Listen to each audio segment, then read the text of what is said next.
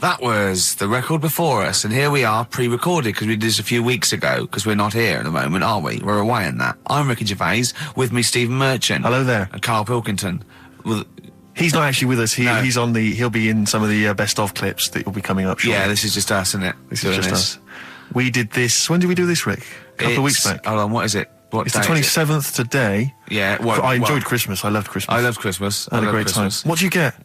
Loads of presents. So did I. I'm glad they made it to number one. Oh, I'm really glad. Stroke, he, she. Yeah, I'm really glad that the pop idols, Cliff Richard, Westlife, made it to number one. Bo Selector.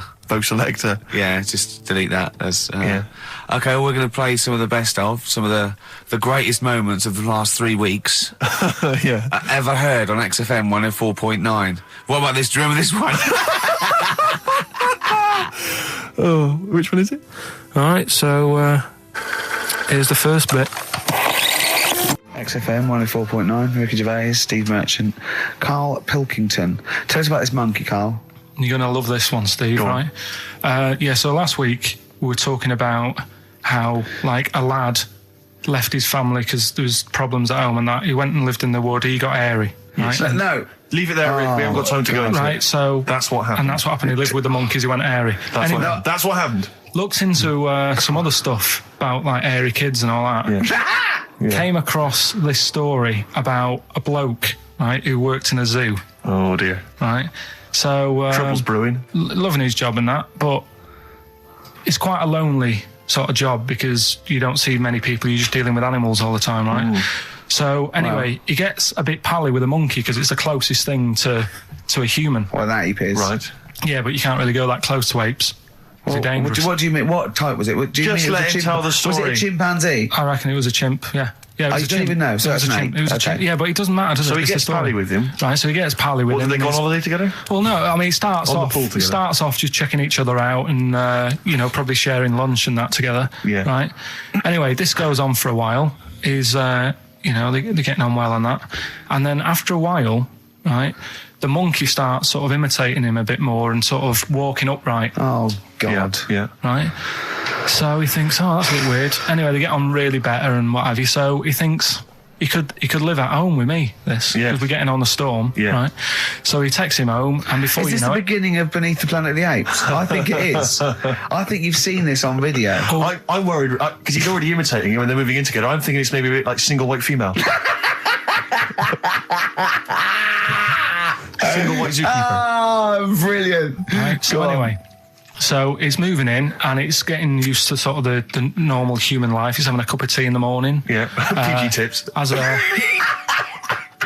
He finishes the day off with a dear. Finishes the day off with what? He doesn't little have to brandy. move a piano at one point, He does he? finishes the day off with a little brandy. Yeah. What, he pours himself one. Is he wearing a smoking jacket? Yeah, I'll tell you what, Carl. You're a maniac, mate. No, this is why it attracted me. It's amazing, right? So he's having his brandy and that, loving his life.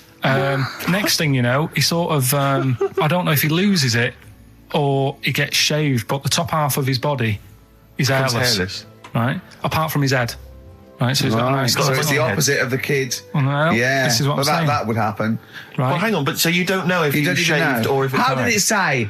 Then the hairless. What? I'll bring it in for you, the story, and then you can see if I've gone wrong. Keep going. Anyway, so this is going on, and he's having a great life. Then the zookeeper starts getting a bit annoyed because he's having a better life than the zookeeper. The zookeeper's in the zoo. This is such So the rubbish. zookeeper's still got to do a day's work. The monkey's at home, he's partying, Well, he's it got gets his to other a point when he chipmates says round. there's no point you coming in to the zoo because the whole reason of you being there was because you're being kept there. Right. And he didn't want to bring the memories back, so he said, you stay at home.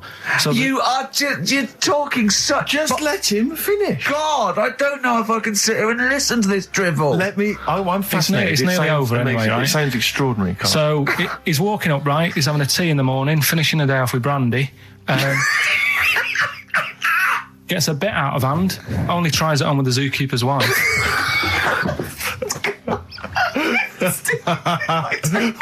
Make him go away, Steve. How does he do that? Well, because he's around humans a lot, he becomes a bit of a charmer. And, But what is it that he could do to seduce her? Pick fleas out of her? he didn't say. He was built. Yeah, he is well known. So what about that? Wait, what do you mean, what about it, Carl? It's obviously not true. I don't understand how. I love the fact he becomes a charmer. He's got better taste in brandy. Exactly. And he, What was it that he was doing that seduced her? I don't know. I thought maybe because he was at home more than the zookeeper was. But what would he be doing, Carl? He's not going to be talking with her. They're not going to be playing like, Trivia Pursuit. Maybe she liked the silent type. He didn't go into that. He just said that's when the trouble started. Carl, play a record. Right. Is that what Suzanne did when she brought you in? Ricky Gervais, Steve Merchant, and Karl Pilkington. Not done a lot. Maybe you should earn your money as you get to Mondays off for this 2 hours of nonsense. What are you on about? I've done loads of stuff. Yeah. Well, same old. Yeah. Let's have something new, something fresh. Well, I've been looking around, right, on the internet for stuff. Yeah. On the internet. Yeah. Your Bible, where you get all your information about the world and the universe and morality from. And you know, like how I always say to you, I don't really read that much of it. I just read the headline. Perfect. Right? Yeah. Anna Nova have sort of nicked that idea to grab you. Nicked what idea? Well, to sort of get to the meat straight away at the top. Do you know what I mean? The headline to the story and everything. What? Right, these are But stories. the headlines already existed. That was why you thought that was a good not idea. like this, though. All right. Headline. Well, these are all headlines, right? Vibrating shoes could stop elderly falling. Do you know what I mean? Oh, God. You don't need... Vibrating shoes could stop elderly falling. Yeah, that's the story. You don't need to read on. That's what I'm saying. Well, Right, could you read on anyway? Can't be bothered. Read on anyway. Well, you have a look at that in a bit, right? All right. See if it's So what interesting. This is frustrating radio if you're sitting at home. No, well, but it's not on. They've turned it off. If you want to know more, you know where to go. That's what I'm saying. That's what they should do in the news. Get the news done in Bong. a minute. There's a good story about Iraq. Right. Bong. Look it up. Look it up on the internet. Anna Nova. Give us another bong. Bong. Family sick of living on Butthole Road. Oh, brilliant. Bong. Man wears same shoes for 60 years. Oh, bong. This isn't that good. Some fella pulls a train with his teeth. And in lighter news. I love that. General Donald, this one isn't very good. And the last one, man fails to break clothes pegs on face record. She's always good. Well, that's the one I did read on about. I love that out of all those. That's the one he read on about. Go on then. Just Why is that news? He fails to make a record. So did I today. I know, yeah. I failed the long jump record today. Yeah. Didn't even take part. No, I was rubbish. But what are the rules on world records and that? I don't know if there are rules. There are certain things you can't. I mean, it's the Guinness Book of Records, isn't it, really, that's the arbiter, isn't it? Yeah, but is there anything, if you said you wanted to do it, would they say, well, you can't do that? Yeah, they've stopped some gluttony records, obviously things that are in danger. It's anything that's illegal. Yeah, anything that's immoral. Yeah, like that American serial killer that just got discovered. Yeah. Having killed 47 women. I don't think he can make that into the Guinness Book of Records. No, because people would be trying to beat it, won't they? But there was some other story about a fella eating watches and that. That can't be good for you. So why don't they say, look, don't do that, do something else? He wanted to stay regular. Do you know what I mean, though? I just wondered What do you if mean he was there's eating watches? He just said he was eating watches. He ate about 3 in about a minute. How did he time it? Do you know what I mean, though? Something I watched the other night, that was just good. Again, you know, I learn stuff from the telly. I don't watch the news. Yeah, well, you don't learn stuff from the telly. You know, I'll tell you what, though. You told us there's a fat baby in the world. Forget about them. There's a spider eats chickens and there was a fat kid. Forget them in Iceland, right? Yeah. We'll give them Rockbusters later to do, right? Iceland! But what's her name? I'll tell you what is interesting, Steve. What? I didn't know that much about it. Autism. Okay. Oh, good. With some more entertaining stuff on XFM 104.9. Just to cheer up people. Go on, then. What? Go on.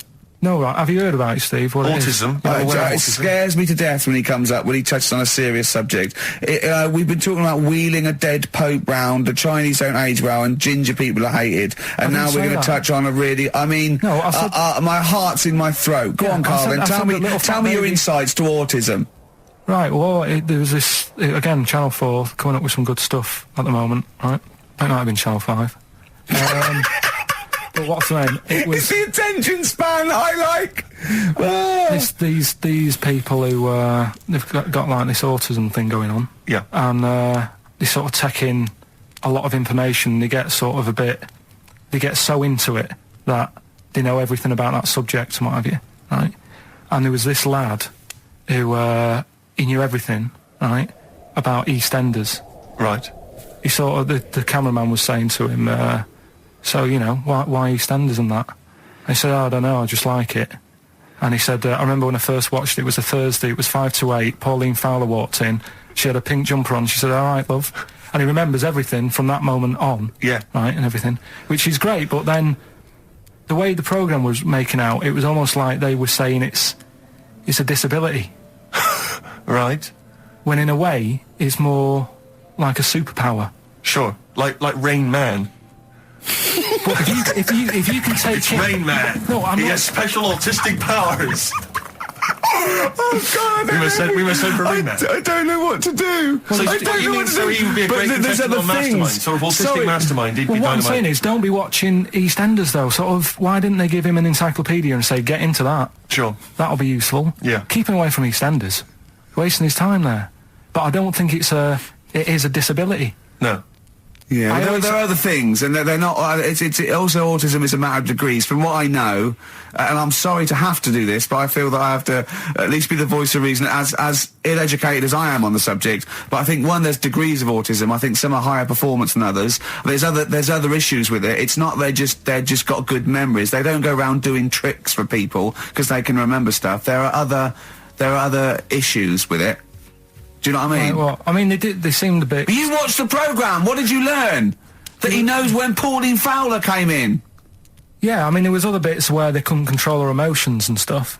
Oh, that other little bit, yeah. But the main bit of it was he can soak up information and stuff, and I'm just saying it didn't seem really bad. Do you know what I mean? There's disabilities where people say that's a bad disability. It's like how people say about... This is brilliant. This is just like this is amazing to be in a room with this man. It's incredible. You just wind him up and listen to what comes out.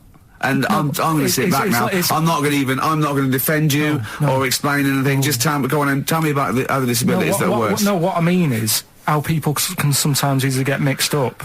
How people are scared of like a cyclop. Well, at the end of the day, he's got a disability. A bloke with Who's scared of a cyclop? No, it's apart just from like Jason and his Argonauts. Where's this cyclop that you're scared of? No, I'm just saying in history and in books and that. No, not in history. History happened. Yeah. What are you thinking of? You're mixing history with Greek mythology and Roman mythology and every other type of mythology. What do you mean? There wasn't really a giant cyclop that went round picking up ships and throwing them around. That's not history, Carl. Do you think Batman's history? No, but it was ages ago, wasn't it, when we were sort of forming... No, I'm not saying it didn't happen ages ago. I'm saying it didn't happen. Well, he might have done. I mean, what's so ridiculous about a fellow with one eye? In the middle of his head, and he's big and scary and lives in a cave. Why is he scary? Because what if he had 8 eyes, I'd be scared of him. At the end of the day, he's got a disability... we'll talk about it in a bit. 4.9, I'm Ricky Gervais, with me Stephen Merchant. It's the best of. You've been voting in all week, sending your emails, so here's the clips that you wanted. Go on then, do a film review, quickly. Right, well today on Film Review, we're doing classic films, and today we're looking at Elephant Man, John Merrick, one of his better pieces of work. It's a sad film. I've never really been able to watch it all the way through. Sorry, John Merrick's better piece of work was him being the Elephant Man, played by John Hurt. Yeah. Go on then. Sad film. When I was younger... Tell us a bit about it. What is it about? Who's John Merrick? It's about a fella who's got a funny head. Right, tell us this. And, you know, he lives in... I think he lives in London, in like about the 1930s or something like that. And he's being picked on all the time and stuff. And first time you watch it, you'll probably cry a bit. And then the second time you watch it, you're just sort of thinking, God, that would be bad. Sort of having a head like that being picked on all the time. Then the third time you watch it, you might think, you know, oh, how does he get his jumper on? Then, I don't know, I'm probably bored of it the fourth time. but it's well worth watching. So Elephant Man. Brilliant. Yeah, see it. Brilliant. I think if you want to get on TV, Carl, you'd be better as the subject of maybe like an omnibus documentary. Living with Carl. So we'll move on to this next one, right, which is brilliant. Dead short story. So, right, old woman, about 70 years old. She's normally fit and healthy and stuff. Nothing wrong with her. She's having a good life. And one day, she goes for a check to the doctors, just to check herself out, because she's getting on a bit. It says, take your clothes off and that. So she does, and checks her out, says, yeah, you're looking good, turn round. He said, oh, God. He said, you got a tumour on your buttock. Right? So she goes, oh, what, can you do anything to sort it out? So they go, yeah, we could book you in for an operation. It's best if we remove this. Books are in for an operation. Operation day comes, strip her down and that. They're all stood round, the doctors. Start to operate. It only turns out it's a pork chop that she sat on 5 years earlier, and it had stuck to her buttock. Right, Carl. I can forward you. Serious. Right, okay, Carl, I'm telling you now, I'm leaving. I'm never doing this show again. No, I'm serious. Honestly. You're talking. I've never had such. What do you mean? You couldn't believe it? No, when I read it, I said, I've got to tell Ricky this that. This woman had a pork chop stuck to her arse for 5 years, you mental case. Of course she didn't. I had some exciting news this week, Carl. You'll be pleased to find out. I'm worried that you might get a little bit jealous, because it's obviously going to impact on your world quite strongly. Because I know you think you like things to be quite samey. You like the status quo to be maintained. You like the fact that in the past, we've had some crosswords. Because I remember, what did you think of me when I first walked in? When I first came in on the first day of XFM? I don't know why you're making a big deal out of it, because I'm just being honest, though. I'm just being honest about a lot of people who see you for the first time sort of go, well, he's a bit weird. I don't know, Steve, that you brought it up, and then you're again. But I'm sure that wasn't what he said before. No, did he say before? Well, he's a bit weird. Yeah, well, he looked at you, and I knew. I could see by the look on his face. You know when you know your kid, and your kid's sort of scared of something, and they go, "Why's your kid?" He goes, "Oh, he doesn't like pigeons or spiders." Right. It was like that when I saw Carl, and I brought you in, and I went, "What do you think of that, Carl?" I could see the look on his face that he was disturbed. Sure. And then, as he said, you get used to it, don't you? Yeah, you get used to it. And you have changed a little bit. Your hair's a bit smarter now, and you got some nicer glasses and that, I think. Or I might have just got used to it.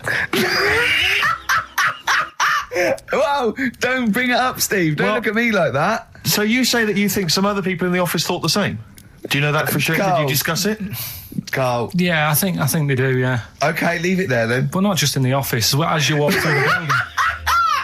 Oh, it's worse than you ever thought. Well, no, it's not worse than I ever thought, because as you well know, Ricky Gervais, what did I do on Thursday morning? Oh, is this the thing... For those that perhaps are not of the female persuasion listening, there's a magazine. Apparently it sells quite well. It's one of the sort of female, issues magazines. I think it's called Company Magazine.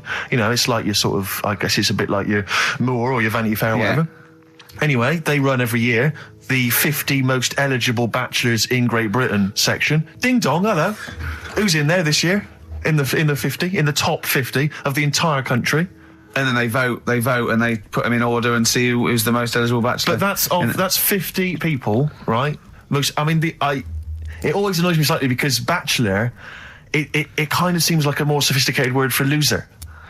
Yeah, doesn't it? Which always sort of unnerves me slightly. And also they try and do a different 50 every year, so they're getting pretty desperate to get different ones. Because also a lot of people who are sort of like successful, are married, so there's very little to... No. There's a huge... I don't know if this is international. It could even be international. I'm not sure, actually. So I could be up there with the likes of Justin Timberlake, etc.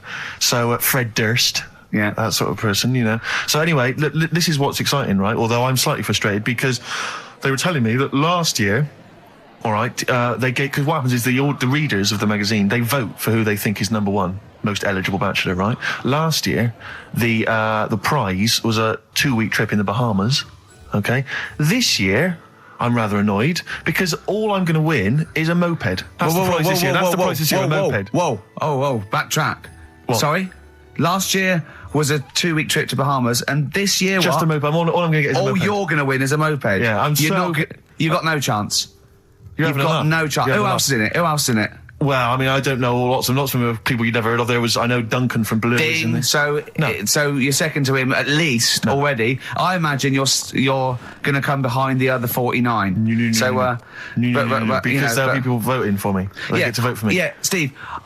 They'll see my photo and then they can vote for me. Yeah, according to Heat, I was 22nd most sexy man in the world. I better take that helmet back. I would. It's that thing, though, you see. This happened years ago to me, right? When, you get pally with someone and then you wind each other up and then there comes a time when you just go over the line. Yeah. Right? What happened? Well, it was this lad called Anthony, right? Who was my mate. Yeah. And we used to sort of always have a little fight in the toilet and that. Sure. Right? Punch each other. No, I want to wipe it. And the punches, used to get harder and stuff. And then, so he hit me harder. Turned out into a proper fight. Yeah. I chipped his tooth on the sink. Right? Right. This happened at school, and it was time for assembly, and I thought, and he's in the toilet crying. I thought, go to assembly. There's police in there in the assembly that day telling people about unnecessary violence. And you thought they were there for you? So I'm like, oh no. Anthony's going to come in a minute, like crying with all blood coming from his mouth. I'm going to get arrested. Yeah. Did you go running and sleep? And that was an example of... Yeah. I mean, it kind of happened because I went out with a girl who he fancied. How old are we now? About 8 or 9. I think that's out of order, going out with a mate's girl. Yeah, but she didn't like him. He had, big ears and that. He had no chance. You're such a dick. No, but do you know what I mean? All right, I haven't got the looks like I used to. Sure, when you were 8. But that's before the stress of, having head squoes and that sort of thing. I have aged a lot. Having your head squeezed. I love your own grammar. I know, that's the past tense, is it? Squeeze or to have squeezed. Oh, he did squoze his head. Yeah. Oh, brilliant. So, what about a bit of Bowie? Be my wife. Carl, I'm asking you. I think we can squeeze that in. Be my wife, Carl, come on. I'm Ricky Gervais, with me Stephen Merchant and Karl Pilkington, our producer. Right. In inverted commas, heat put. Yeah. They know. How are you doing, all right, Carl? Yeah, didn't they also write something about me bald round head? Yes, perfectly round little bald man head, they said, so... Because you need to know that when you listen to the radio and that. Really matters what my hair's doing. Your hair, have you given it a little sort of polish? Because you look like a cue ball at the moment, and you've had a shave in it. I've never seen such a round head. It actually looks like a plate with ears. Yeah, well, for those that have never seen Carl, I actually, if you remember, I think he looks a little bit like Mr. Spoon from Button Moon. He does. If you've never seen that show, and also he looks like, when they say they find with a little 4-foot human and it's actually 500,000 years old and they give it a name and it's the first Australopithecus into right. He looks like one of them as well. Perfectly round little. He is the missing link. He looks half human, half monkey. Because he's got a slight slouch as well. So it's those pictures where you see it going from an ape to a man. He's one of those in the middle. Yeah, and of course his monkey hands, his hairy little wrist to those skinny little things that he can get oranges out of holes with, and it's unbelievable. Why are you so all shaved and polished and everything? Got a wedding.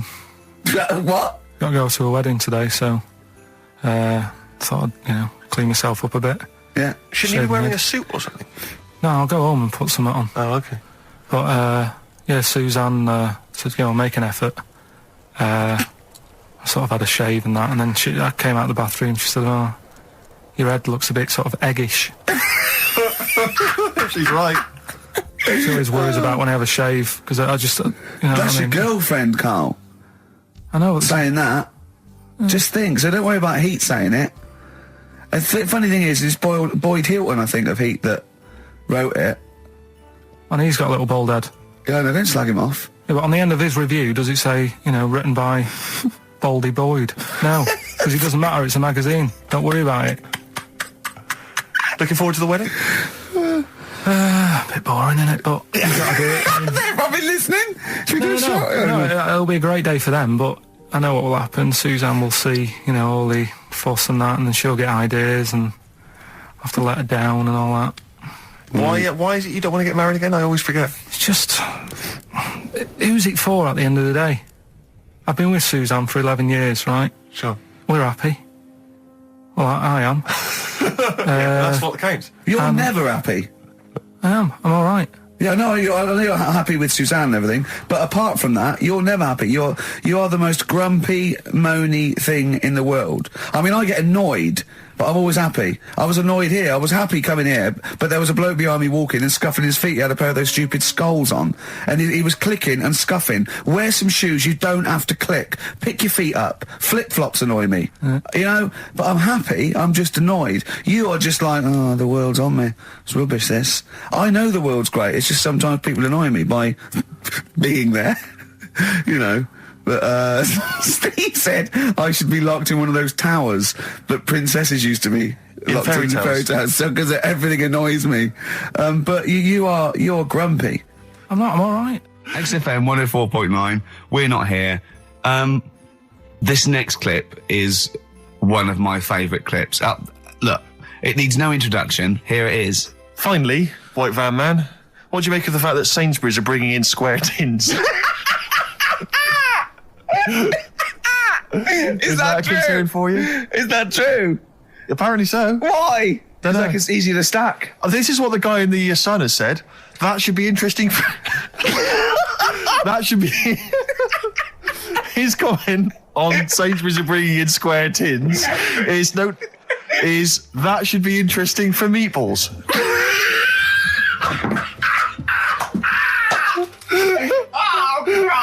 Ricky's just collapsed on the floor. Let's just play a song, Carl. I don't think even you can top that. Cooper Temple Claws. Who needs enemies? Good question, lads. Nobody. This is XFM 104.9. I'm Ricky Gervais. Oh, they should print a little book of those. They're great. Oh, how you can relate any song or artist to anything else. Easy. Joyful. Easy. Well, yeah, so me and Carl went out for a beer, and it was great, wasn't it? Yeah, I enjoyed myself. We started off, good. and you met my mate Robin, didn't you? Yeah. And some of the stories. Do you want to tell Steve some things about Robin that you've done? Do you know him well? Yes. Well, do you know about his worm problem as a kid? Go on. Right. What I can remember is he had worms as a kid. Not sure how you get him. He never answered me. He was getting a bit touchy about it. Right. This is like the second time I met him. I think he was a bit annoyed that Ricky told me about his problem. What now? Now, straight away, you not being there, instinctively, what do you think went on with this story about worms? My suspicion is rather like when you told a group of people that Robin had once suckled milk from a cow's udder. Yeah. Did you mention that as well? Yeah. Yeah. My suspicion is that, like the cow story, the worm story is not true. But why would he get so sort of uppity about it? Well, imagine if that wasn't the first time he'd done it. Imagine if he did that every single time he was with somebody for the first time and Robin was just met them. He will tell that story to anyone. But they do say there's no smoke without fire. Robin. I also told him that the way Robin cured these worms was because the doctor told his mother, right, to hold a piece of ham or cheese near Robin's anus so the worms would come out for the food, and he believed it. I'll tell you why, though. I said to Robin used to sit on spam to try and get the worms out, and he believed it. But Steve, right, do you remember that story about 3 or 4 years ago where there was some bloke in the army? He went away to somewhere, Vietnam or whatever. He was messing about in the woods. Messing about in the woods? Shouldn't he have been fighting? Whatever. Yeah. Right, and he walked through some lake, and I think he'd cut his toe or something on something, and some worm of some sort crawled in the gash. Yeah. And it was in his body, and the doctor said, we've got to get this out of your body.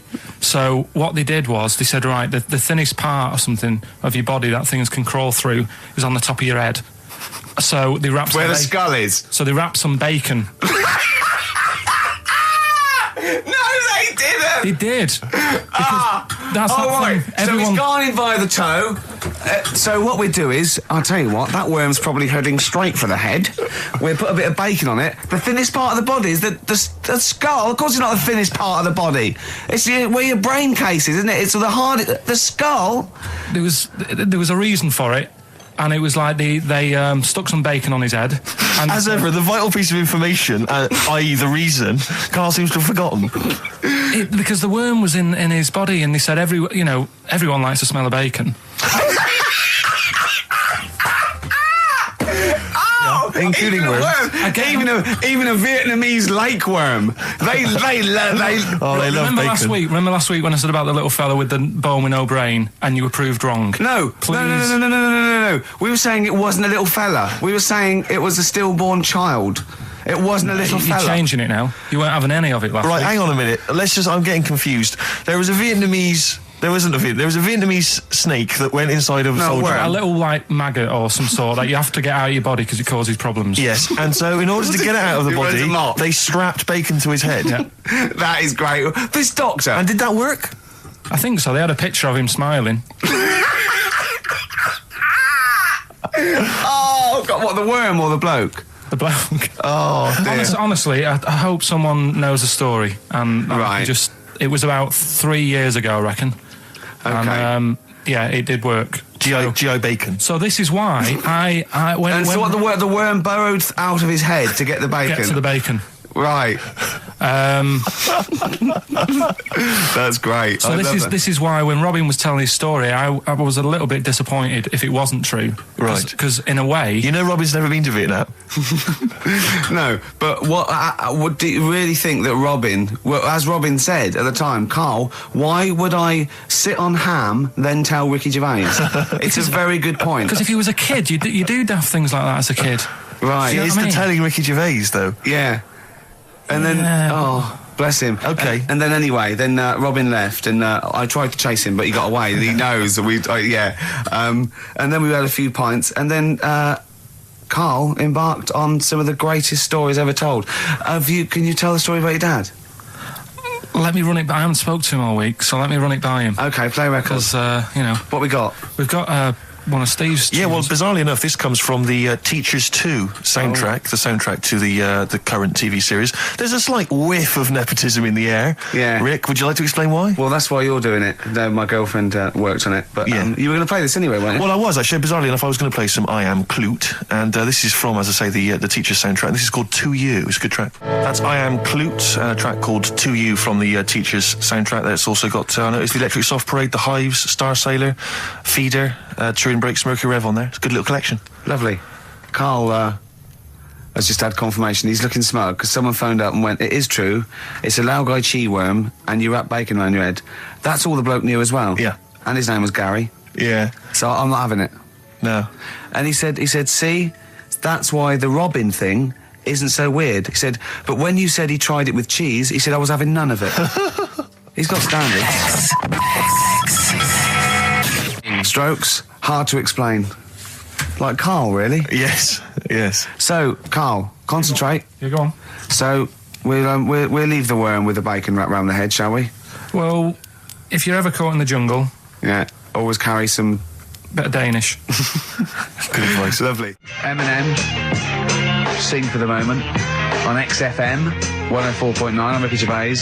With me, Steve Merchant, with 5 little hamburgers. Got 5 burgers here, yep. And so I don't know, how should we begin, Carl? Do you want to just look at the size of these burgers? Look, they can see it on webcam, can't they? They can see us stuffing these burgers into your mouth. Hmm. And by the way, I'm filming this, Steve. Look, brilliant. Look, I've got a camcorder. Yeah. We'll put this on unseen footage on a DVD or something. Or maybe on the website. On the Oh, Carl, what if you break the record? Okay, Carl, I'm coming round now to just monitor this and adjudicate. What's the web? If we want to see this on the webcam, what is it? xfm.co.uk. Right, okay. Hold on. Can I, Steve, I'm not being that? funny. I'm not being funny, right? But I think I have got like a bit of a wheat thing. You've got a bit of a what? A wheat allergy thing. Don't give me that. No, seriously, my head's... I've been eating a lot of shredded wheat recently. And my head's got a bit bigger. Carl, I don't think you can let us down now, mate. So you just got to put that first. No, I can't put that like that in my mouth on its with. I've got to break it up. I've got to break it up. Can't break it up. Can't break it up. It doesn't say you can't on the rule thing. It does. It doesn't. I can't look. I physically can't. Try it. I can't look. I'd have to be Jay Goody to get it. Seriously, look. Oh. Try it. Yeah, I know, but you're not approaching it right. That's it. Come on. That's all. Oh, God, he's not going to do one. Keep going. That's good work. Keep going. How does he get brilliant? Keep pushing. Keep pushing. Get one in at least. Ease it. Get one in at least. Get one in. Ease it in. Get one in. Push it. That's one. Let's go for another one. I reckon you've got to rip it up a bit. Okay, do that then. See how many you can get in. You've got to get in 2. No, just one. No. Well, it's don't rip it up and pack it in. What do you do? Pack your cheeks first. Honestly, Steve, my head is swelling a bit because I have got a wheat thing, a wheat allergy. That'd be good, then there'd be more room. Right, okay, look, Carl is now just sticking it in his cheek. Right. Yeah. Don't eat any. You can't swallow any. It's like a hamster, you gotta work it like a hamster. Yeah, stick it in, come on. He looks like Marlon Brando in The Godfather. Come on. Don't lose any yet. Right. Pack it in, then use your fingers to pack it in. Come on! Wedge it in. Like you're grating the bath. I can't do this either.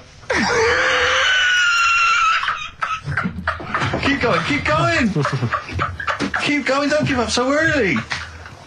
This is part of the problem. You just give up, Carl, too quickly. You failed again. It's like a history O level. Come on, Carl. Come on. Do something well. Succeed at something. Push it in. You've got nearly a half a burger there. Oh, I'll come round there. You're chewing. Don't chew. I've got a bit of food. I don't know what he said, but... Is that a whole one? No, it's not. I can see bits left. Come on, Carl. Come on, keep working at it. We keep working at it. But there's so much space in your mouth, I can see it. He's going red. Okay, we'll do another one. We'll do another one. That one then. We're doing a... Oh, are you alright? Are you going to be sick? Are you alright? Alright. Oh God, should we play a record? He's making my eyes water now. Okay, I'll find a different one for you. Find a different one for What him. about most grapes eaten in 3 minutes? I'll go. Do you want to do that? Grapes are easy, aren't they? That's easy. Great. Come on, grapes are easy. Come on, don't make him laugh. He's choking. He's choking. Oh, Carl. Quick! Keep going, Carl. Come on! What happened? Did he just throw up? No! Don't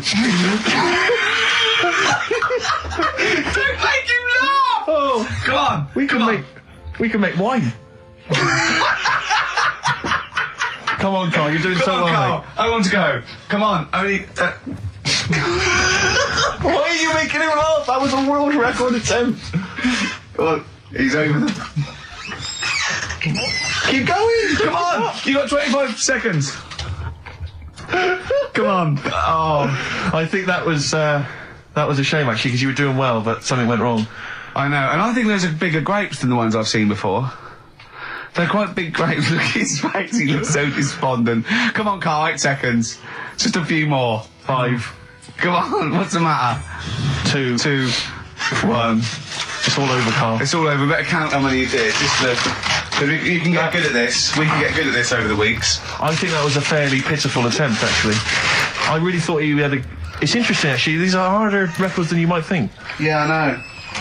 6, 8, 10. How do you feel after that record-breaking attempt? Not happy with that. What are you not happy about? The fella who did it, was he in hospital and just had loads of grapes? I was bored. I'm sure he wasn't producing a radio programme, that's for sure. Well, to be fair, neither are you. What was tricky about it? What did you find hard? I think having Ricky standing over me, sort of shouting, "Go on!" isn't normal. No. But that wasn't... He hasn't eaten any! Hold on, that's 50 left. That's quite a poor attempt then, by the seam of it. Would you think about trying to maybe do that again in a couple of weeks? Would you do some practice and try that again? Leave it for the experts. And I noticed a tricky point. Maybe sort of when you had about 50 seconds to go, you seemed to be spewing things into the bin. What was that? Again, mainly Ricky standing over me. So 88. He's got 88 left. Okay, so what's the mental arithmetic there? Because we put how many in? It was 150 in the thing, wasn't it?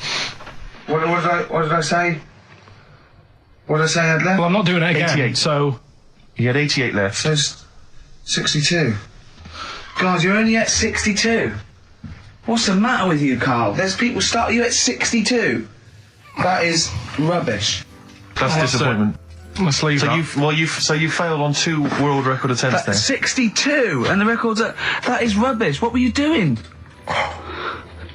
Yeah, but like I said, I've got a small throat. I can't drink a drink quick. Ever since the Mr. Freeze Pops when I was 6, that I nearly choked on, I nearly died on, I can't go back. It'd be like asking, I don't know, someone who got run over to play Frogger or something. What's Frogger? This is the Best Of Show on XFM 104.9. I'm Ricky Gervais, with me Stephen Merchant. Yes. I hope you're enjoying the Best Of. I'll tell you something I do know. Go on. Right? But I can't really get a question out of it. Go on, just tell us. There's a shadow somewhere. It's already good, isn't it? I'm loving it already. No, right? There's a shadow. I think it was in America. Yeah. And it's on a quiet road. I'm guessing somewhere like Boston. That's what I imagine. Okay. Right? No. Somewhere like Boston. And people at night used to see this shadow moving about. And they'd go, what's that? Right? And it got known, the town, the little local town got known for this shadow, but it didn't cause any problems. What are you talking about? Well, it was Just you lost me. What are you talking about? Do you know, like, some places get famous, like Scotland's got the Loch Ness Monster and that, but it doesn't cause any. Yeah. But it doesn't cause any problems. It doesn't exist. Go on. Right. So there's this shadow walking about on the road. And, What do you mean? No, what's he again? Rubbish. Right. So it's walking Nonsense. about. Where did you read this? Where did you see Walking this? about. This was on the internet, and I'm sure. Sorry. Sorry. Right. I thought it was shite. I didn't know it was on the internet. Right. So this shadow is moving about, and Independently of an object. yeah, and the local mayor and that is like, yeah, it's a bit weird, but it's not harming anyone. The mayor involved. Was he elected to that post? Hey, Mayor, we got a problem down here. Seems like a shadow. Well, it's not causing any. No, it's just causing any problems. Yeah, But that's the thing. It was left for years, and then it did start causing problems. I see, that's it. If you leave these shadows to go unchecked, Rick, they go crazy. Yeah. You let them run amok in the city. Yeah. You've got to stand What around did it do? on What did it roaming do? shadows. What did the shadow do? It was pushing people off the bikes. It was what? It was pushing people off the bikes. Oh, I'll find out more for that next week. Right, that'll tease oh, them. you're a maniac. We'll do more on that. We haven't had time for Please educating. never have children. Right, listen. You're Just promise me now you'll never have kids. Like when you're born, you're a little baby, wrinkly and stuff. When you get older, you sort of morph into a baby again. And you go through the same phases. So when you're young, you buy singles. You get old, you got nothing to do all day. You got all your pension money. What will I buy? Cliff Richard's on the telly. Here's my video, buy me song. You see, that started off as quite a sensible point, because I actually think they do it. But what was all that alien stuff about when you're born, you go wrinkly and you go wrinkly again? So sometimes you mix, like, normal things that human beings say with I don't know what. Well, look, when you're a baby, you've got a little bald head, no teeth. You get old. What happens? Are you a philosopher? You're an official philosopher. Because, I mean, it sounds like it.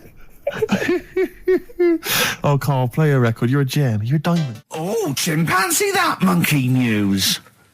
Right. There's this monkey, right? Yeah. And it had been, do you know you hear about monkeys being badly treated and stuff like that? Yeah. So, anyway, it goes into this home. It's 14, this monkey. It's called Matty, right? Goes into this home where it's looked after. What do you mean home? Just like, just a little monkey home, right? Okay, so zoo. Yeah, kind of, yeah, but they haven't got any other monkeys there, right? What have they got there? They've got just other animals and that, but not that many monkeys. But anyway, because he's there on his own, again, you know... When you say monkey, do you mean a chimpanzee, by the way? Because you usually do. Yeah. I can't believe that journalist thought this was scripted. Amazing. So anyway, yeah. So it gets sort of pally with the people working there and that, and it's smoking fags, it's having a drink at night and all this, right? What do you mean it's having a drink at night? How? It's all here, Steve. I mean, we haven't really got time, but Well, don't say it's all here like it's proof. You've got another stupid story that someone has put onto the internet. Someone sitting at home in their bedroom has put onto the internet. So he's having a fag, he's drinking a lovely glass of Bang Rock Station. Yeah, the wine that's perfect for a barbecue. Yeah. Anyway, it's loving life. It's forgetting about its past and everything, right? When this other monkey comes along, Oh no. Trouble's brewing. Go on. right? That comes in. Something said. Right, forget it then. Forget it. No, forget it. Yeah, but it's all the time. It's not just. I mean, you haven't done that with me, taking your clothes off and that yet. But like last night, we were sat in the pub and I was saying, right, you know, let's not even worry about new features then. Let's get the current ones, you know, going. Like getting what? Good. Like, the one I was trying to work out, the cheeky freak of the week. Think of that! Yeah, but Think of that, though, as a normal conversation. Yeah, I'd looked online, right? I didn't find that much. I found... actually, I'll tell you what I found later. Brilliant. We're looking for them, right? And then at one point, I think you said to me, go and, you know, what about the Guinness Book of Records? Yeah, you know, they'll have, like, the best freak in the world or whatever. Yeah, ever. So I said, yeah, bring one in. Now, you've got one at home. Yeah, I've got a couple. But you couldn't be bothered carrying that in today, so I had to go out of the pub that I was at. Yeah. Nip into Borders. Yeah. Buy a Guinness Book of Records. Yeah. Out of my own money, $18.99. Yeah. Bring it back, and then you said, I don't know if I want to do this feature. So it cost me 20 quid for that. I had to buy a video for Silence of the Lambs film clip. I'm actually out of pocket at the end of this. But do you want to work with me is the thing. If you want to work with... people would pay that sort of money to work with me, Carl. You're a lucky bloke. Think how many people think, Carl, he gets to drink and sit. Yeah. You making a cup of tea and I surprised, didn't I? Little surprises. You know, last night, you know, when I left the pub in a bit of a mood because I was just fed up with not getting anything done. Yeah. Walking down the road, I was thinking, how can I get out of this? How can I stop having to work with them? I'm thinking, I wonder if I leave, I wonder if they'll be funny and they'll go, and then my boss will be giving me stick. And I'm thinking, how much notice have I got to give out? And all this is going through my mind. I'm walking home and I got in, said to Suzanne, I'm sick of it. She's going, you need to do it when I get a new kitchen. And I was like, yeah, but how big does the kitchen need to be? I was saying, do we need a big kitchen? Can we get a small one? Have we got enough for a small kitchen? Do we need so many cupboards? Can we just have wood instead of steel? All this, trying to get out of doing this. Yeah. It's always I always feel like, you know, because I like to think that I'm not perhaps as bad as him. Yeah, no. You annoy me in different ways. Like what? How does he annoy you? Well, stuff that, you know, I come up with ideas, say Cheap as Chimps. Yeah. Rockbusters springs to mind. Yeah. 15 Taiwan. 15 Taiwan. Let's just remind people what 15 Taiwan was. It was a little feature that I wanted to give a run, you know, give it a little run, see if people like it. The premise being? No, there's no premise, it's just a title. No, we were going to get 15 sort of ornaments, you'd explain them, and then people would call up and say, that one's from Taiwan. See, God, you just explained why I didn't think that was a good idea. Yeah, by explaining the good... You know, the funny thing is, Steve, right, I was walking down Regent Street on Monday, walked past one of these big stores, right, and they've got all famous quotes on the windows, right, and one of them was something like, an absurd idea is often a great idea. Yeah. Do you know who said that? Go on. Einstein. Yes. Which made me wonder, if you were his mate, would he ever have done E equals MC squared? Or would you have said, don't bother with that, it's not going to work? Because that's all you seem to do. Everything I come up with, you put down. Yeah. Well, that's one thing. He's negative, right? I don't know why. I don't know why he is. What else? He messes me about. I get him concert tickets for stuff, and you say, I didn't bother going. Yeah. That is annoying. You come in, you know, 5 minutes to go with tracks that need editing. Yeah. The little bag, that bag that was free. Yeah, you got a free bag today, an XFM little rucksack thing. Yeah. You were like, oh, what's this? What's this rubbish? Yeah. Ricky said, I'll have it. They're great. He said, no, I want it. Yeah. Well, it was free. I need it. I give that as a gift or something. So, I mean, I think on reflection, Steve is probably a little bit more annoying than me. I won't go that far. You are annoying. If I had to go away for a week somewhere, if it was a quiet place... Well, you are again, aren't you? That's 2 holidays you had this year, I mean. If it was a busy place, I'd probably go with you, because people, do you know what I mean, staring at me all the time and that if I'm walking around with Steve. No, I'm just... Can I draw up a list of reasons I don't like you, Carl? Just being honest. What? I'll tell you, because the list of reasons I don't like you is incredibly long and getting longer. Just saying. Do you want another slap? Look at his face. It was really light, right? We've had the parrot, right? These are things that I found. Found the parrot, right? I've told you about the dog in the car wash. Right, you didn't tell me about that. You said there's a car wash for a dog. That's all you told me. Yeah, the but parrot, you said there's a parrot. What? It's a problem at funerals. Yeah. That's nothing. That's nothing. Do you understand? And they used to eat cats. what else have we got? There's an elephant in India with sore feet. Why? There's an elephant in India with sore feet. No, I'm interested. Why? Tap dancing. Why? See, I didn't write that He's much trying about to it. break Roy Castle's record. He's still going. Go on. What is it? Think. It's an elephant, and it was really old. It was about 76. Right. And it had sore feet because it's old and they don't make stair and lifts the that roads, big, do they? roads are bad and that. Yeah, go on. They said, what are we going to do? And the town was like, oh, you know, we're used to seeing it around. It's part of the thing, you know, we don't want it to have sore feet. Yeah. So they got some slippers made for it. And it had like a picture of the elephant looking happy wearing some slippers. I love him! I love Carl, his world! Where did you see this picture? That was on the internet. Right. That's a lesson, though, for any elephants listening. You know, don't wear stilettos to work every day, because it can do your feet in. So that it's don't elephants have really bad memories? No, they have really good memories. Oh, do they? Yeah. Oh, well, that's good then. No, I just thought they'd forget where they put them. I thought there was something about elephants having bad memories and that. It goes on, where's my slippers? Yeah. I'm sure I left them by the test. So sorry, there's an elephant walking around wearing slippers? Yeah, that's in what India. kind of slippers? Those sort of old man ones with the sort of check. Well, round ones, I imagine. Yeah. Big round ones. There was that going on. And is it happening? Is it happier? I mean, does it feel more satisfying? It looked it. Did it look? How can you tell the elephants, please? What else is there? There was a woman who's had a breast insured for 150 grand. Right. Okay. Any more information there? What? Third-party fire and theft? Don't know. It had a picture of her with them, like, you know, out. I just thought, yeah, he should get them covered. Oh. He's done another real joke. Brilliant, that's a proper joke. He's done look at his little face, he smiles. I'd like to see you on one of the sort of TV panel games. If they could bring back sort of celebrity squares, he'd be amazing as the centre square. Oh, that would be incredible. Or on that countdown in Dictionary Corner. I imagine him in Dictionary Corner. I'd come up with cat. If that helps at all. Yeah. Memblent. Yeah, what does that mean, Carl? Just anything you want it to mean. What I've got, there's a dog that's got a cough in Singapore because it smokes 20 a day. Right, okay, another one. No, it's the last one in it, so we'll save it. The last one we've got is... That was the record before us, and here we are, pre-recorded, because we did this a few weeks ago, because we're not here at the moment, are we? We're away in that. I'm Ricky Gervais, with me Stephen Merchant. Hello there. And Karl Pilkington. He's not actually with us. He'll be in some of the best of clips that will be coming up shortly. Yeah, this is just us, isn't it? This is just us. We did this... When did we do this, Rick? A couple of weeks back. Hold on, what is it? It's the 27th today. Yeah. I enjoyed Christmas. I loved Christmas. I loved Christmas. I had a great time. What did you get? Loads of presents. So did I. I'm glad they made it to #1. I'm really glad. Stroke, he, she. Yeah, I'm really glad that the pop idols, Cliff Richard, Westlife, made it to #1. Bo Selector. Yeah, just delete that. Okay, well, we're going to play some of the best of, some of the greatest moments of the last 3 weeks.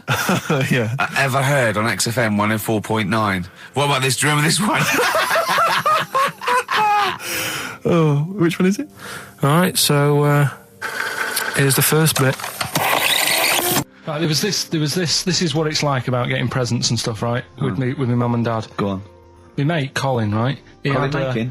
Colin Bailey. Oh, right? yeah. He had a little Sinclair Spectrum, right? Computer, which was like the thing to have at that time, right? Yeah. You used to always go round to his house. The deal was... Not the one you had to play through the window because you weren't allowed. No, that's another lad. Oh, right? yeah. This is a different lad.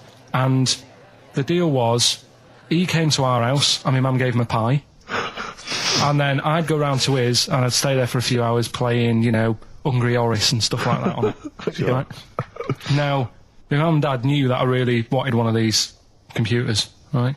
So I waited about a year. Came round to Christmas Day. I thought, I reckon might have one. Turned out they bought me the wrong one. They bought me a ZX81 instead of a Spectrum, right? And Christmas Day, I'm there trying to load the games up. It's not working. I'm thinking, what's wrong, right? And the thing with me, when I was a kid, I used to get quite sort of agitated. This is the moment, right? I found out that it needed a RAM pack to make it work, right? Looking in the thing and it's saying, and make sure you put your RAM pack in the back. And I was like, oh, where's the RAM pack? And my dad's going, I don't know, I've got you the main bit. That's it. So I was that wound up, I just was sick, right? Just sick. I didn't feel sick or anything, I just was like, oh God. Went to the sink, just sick. Because I was that on edge about it. I said, come on, we've got to get one. And my dad's like, Tandy's shut. We're not gonna get anything today. Ruined again, Christmas Day. That was after the year when my train set got blown up by our kid. The following year, no RAM pack. And now you ask me why don't I get good presents?